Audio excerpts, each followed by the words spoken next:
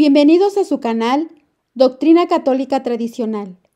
Muchas gracias por escuchar y por sus amables comentarios.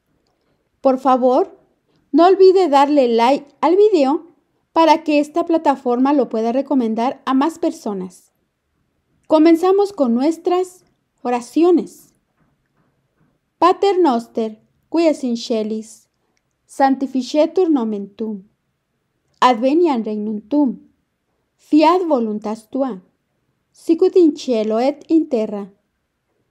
Panem nostrum quotidianum da nobis hodie, et dimitte nobis debita nostra, sicut et nos dimittimus debitoribus nostris, et ne nos inducas in tentationem, sed libera nos a malo. Amén.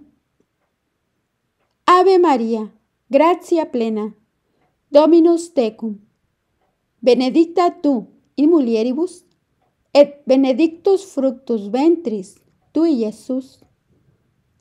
Sancta Maria, Mater Dei, ora pro nobis peccatoribus, nunc et in hora mortis nostre. Amén. Sancte Micaele Arcangele, defendenos in prelio. Contra nequitiam et insidias diaboli, esto presidium.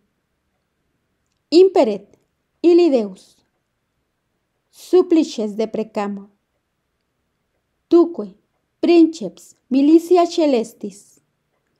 Satanam aliosque spiritus malignos, qui ad perditionem animarum pervagantur in mundo.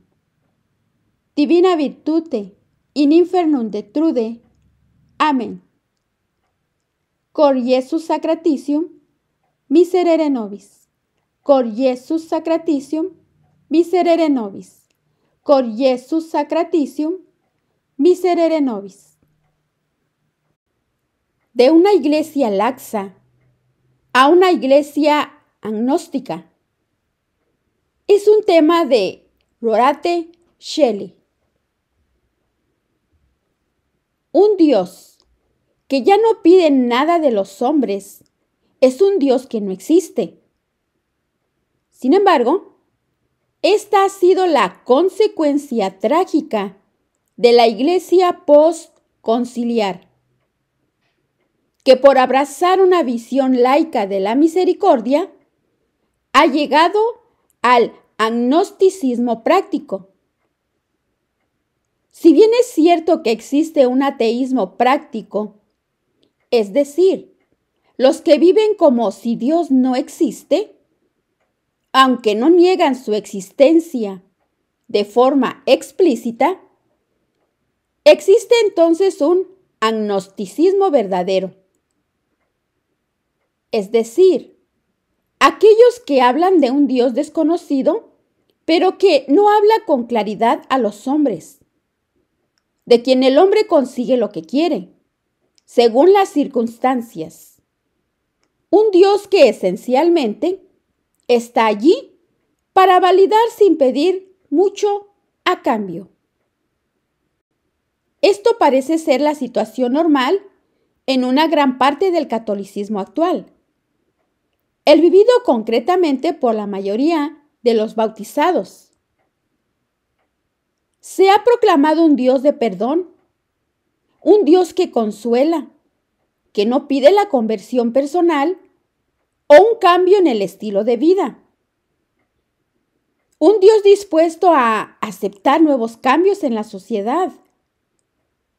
Dispuesto a declarar que si las inmoralidades se viven con un corazón sincero, no son, en esencia, realmente inmorales. Los debates sobre el reciente sínodo han mostrado amplia evidencia de esto.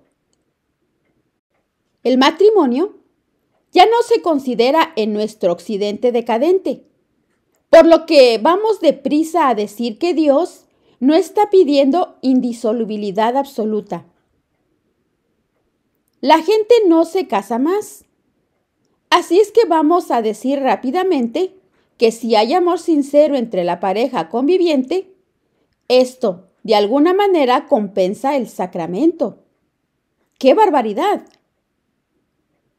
Esta charla no solo está relacionado con el matrimonio, como podríamos citar, con muchos otros ejemplos.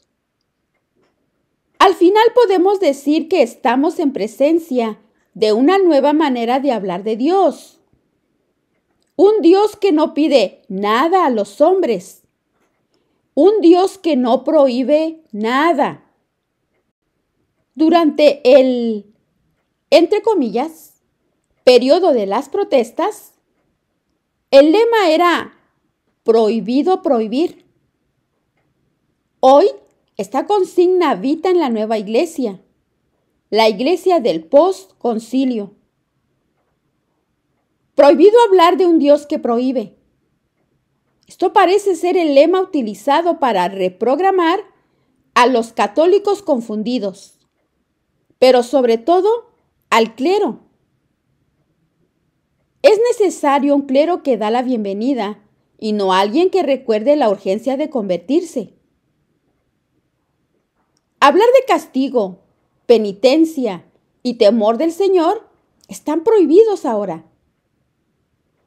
Dicen que la gente necesita consuelo para recuperar la confianza en la iglesia, de modo que, por favor, no prohíba nada. Ese es un coro que aburre. En un solo golpe, la Sagrada Escritura en su totalidad ha sido borrada. Es decir, todos los evangelios y el Antiguo Testamento. Ahora se habla de un Dios que no vamos a encontrar en el Apocalipsis, de un Jesús que tomó prestado del laicismo masónico, pero quien no se parece a ningún pasaje de los evangelios. Un Señor que no indica el camino a la vida, llamando a los hombres a distanciarse del pecado, sino un Señor que tiene prisa por validar lo que hacen los hombres intoxicados por el pecado. Por otra parte, los esfuerzos de la jerarquía parecen a veces a controlar solo la parte de la iglesia, que se toma tiempo en la proclamación de un Dios a quien no le gusta el pecado y castiga para que el hombre pueda enmendar su camino y volver a una vida santa.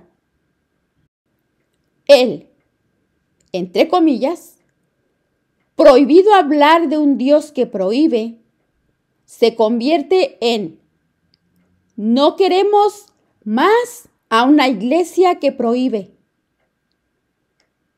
En efecto, ¿hay algo más que se deje prohibir en nuestras parroquias e iglesias? Debemos preguntarnos lo que los fieles y sacerdotes están pensando cuando la palabra de Dios es proclamada en la misa. Cuando escuchas los profetas que anuncian los castigos de Dios y las invitaciones a la conversión. Cuando se mencionan los últimos tiempos en los evangelios, el juicio final y el retorno glorioso de Cristo. Precisamente, en estos años cuando se ha hablado tanto de la Iglesia sobre el diálogo con los judíos, todo el Antiguo Testamento ha sido de facto censurado. Es un Dios moderno en el centro de muchas iglesias. Un Dios que bendice las opciones burguesas de los emancipados, en consonancia con los tiempos. Un Dios que nunca más pide nada de ti. Sin embargo, toda esta falsedad ya ha sido castigada. Sí, porque un Dios que no pide nada de ti es un Dios que de hecho no existe. Esto es cierto en las experiencias de vida de las personas. ¿Cuál es el uso de un Dios que dice al hombre que siempre tiene la razón? hemos cavado nuestra propia tumba. El catolicismo modernizado ha cavado su propia tumba al predicar un Dios que es puro placer. Se ha transformado en catolicismo agnóstico, que aunque no niega la existencia de Dios, vive separado de Él. Porque para la Iglesia moderna, Dios no es conocido. Si Dios me dice que siempre tengo la razón, si Él bendice mis opciones a priori, si Dios coincide conmigo y con mi voluntad, Él desaparece de mi vida. Esta es la tragedia de la Iglesia, estimado oyente católico. Es la tragedia de la Iglesia posconciliar. Se está convirtiendo en gnóstica. Y es por eso que hoy en día se habla mucho de diálogo entre la Iglesia y el mundo, y casi nunca acerca de Dios.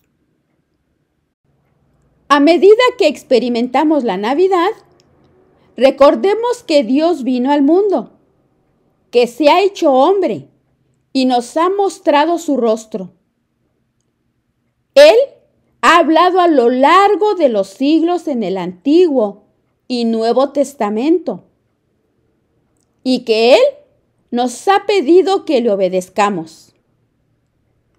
Por lo tanto, nosotros debemos prestarle atención.